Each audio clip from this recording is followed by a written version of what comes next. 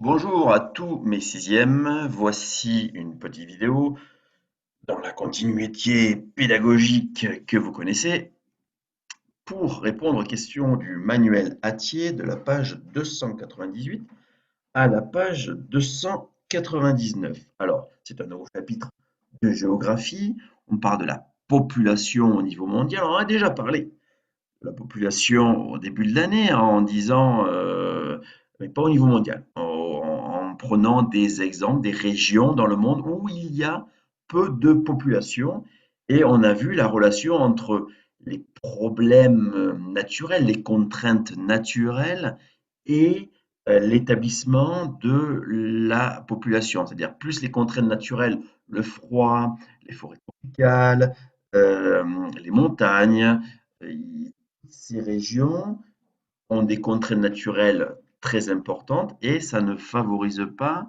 l'installation d'une population très importante.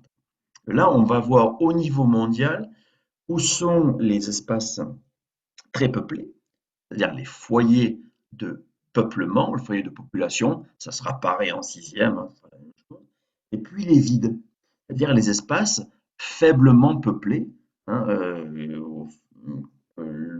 certains, on en connaît quelques-uns, puisqu'on en a étudié quelques-uns au début de l'année, hein, les espaces de montagne, les espaces des régions froides, les espaces des régions humides. Eh bien, on va le voir, on va étendre notre connaissance au niveau, à l'échelle du monde entier. Alors, question 5, on va reprendre les questions rapidement. Donc, où et quand apparaissent les premiers hommes sur la Terre? Où se diffuse ensuite le peuplement? Alors, les premiers hommes apparaissent vers 2-3 millions d'années avant notre ère, exactement, mais le premier Australopithèque, 3 millions d'années, c'est Lucie, environ. Euh, donc, en Afrique orientale, au niveau de l'Éthiopie actuelle, l'Éthiopie-Soudan actuelle environ. Le peuplement s'est diffusé ensuite en Afrique du Nord, hein, dans le bassin méditerranéen, quel que soit le continent, sur le continent africain, asiatique ou européen, puisque la Méditerranée borde ces trois continents. Le Proche-Orient, donc c'est l'Asie occidentale, hein, et l'Asie du Sud et l'Asie de l'Est. Alors on pourrait dire, pour reprendre le vocabulaire qu'on a appris au premier cours, l'Asie du Sud, on pourra remplacer du Sud par un adjectif, c'est l'Asie méridionale, et l'Asie de l'Est, on peut remplacer de l'Est par un adjectif qui est l'Asie orientale. Question numéro 2. Quels sont les trois grands foyers de population au 1er siècle après Jésus-Christ? Eh bien, c'est la Chine, l'Inde et l'Europe. Qu'est-ce qu'on aperçoit? C'est la question numéro 3. Que constatez-vous en 1800 et aujourd'hui? Eh bien, en 1800 et même aujourd'hui, les grands foyers de population n'ont pas vraiment changé, hein. Comme on l'a dit, au temps de Jésus-Christ, la Chine, c'est le premier pays, c'est pas encore un pays, c'est un empire. Euh, c'est l'empire le plus peuplé avec les Romains, mais euh, l'empire chinois, c'est le plus peuplé. Il y a l'Inde aussi, hein, qui est à cheval sur plusieurs empires, qui est aussi une région la plus peuplée. Et bien aujourd'hui, le pays le plus peuplé, et de très loin, c'est encore la Chine, avec 1,3 milliard d'habitants en 2019.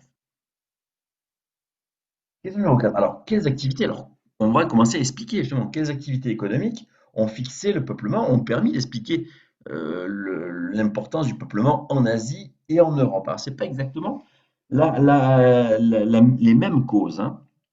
Alors, l'agriculture en Asie, notamment la riziculture, et l'industrie en Europe. Alors, comment expliquer ça? Eh bien, la riziculture a besoin de beaucoup de bras. Vous voyez, il y avait 4 personnes dans euh, une petite parcelle où on cultive le riz, beaucoup de bras pour cultiver le riz.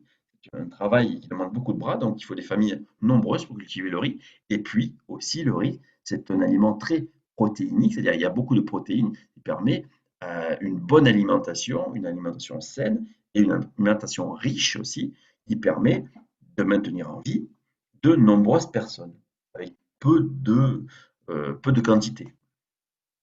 Et pour les Européens, mais c'est l'industrie, la création de la machine à vapeur, de la voiture, de la machine à vapeur, de la locomotive d'abord, des voitures, de la création des avions aussi, qui ont permis de développer une activité qui crée beaucoup d'emplois. Il faut beaucoup d'ouvriers hein, pour construire ces locomotives, pour construire ces machines à vapeur, pour construire ces voitures. Et donc, eh bien, ces ouvriers sont payés et donc ça génère une création de richesse, que ce soit ceux qui fabriquent, les ouvriers, ou ceux qui sont à la tête des entreprises aussi, des entreprises industrielles. Fabriquer. Alors, l'industrie, c'est fabriquer quelque chose à partir d'une ressource naturelle, hein. Par exemple, fabriquer de l'acier, hein, qui n'est pas naturel, avec du charbon et du fer. Ce sont deux ressources naturelles que l'on trouve dans la terre, le charbon et le fer. C'est ça l'industrie. Fabriquer un objet qui n'existe pas dans la nature et qui est fabriqué par l'homme, voilà, une voiture, une locomotive euh, à vapeur, par exemple. Question numéro 5. Montrer que les migrations sont à l'origine du peuplement de l'Amérique du Nord, eh bien oui, ben, ce sont les Européens, d'abord les Espagnols et les Portugais, n'oubliez pas Christophe Colomb, et puis après d'autres pays européens, hein, comme l'Angleterre, la France, qui vont coloniser l'Amérique du Sud et du Nord.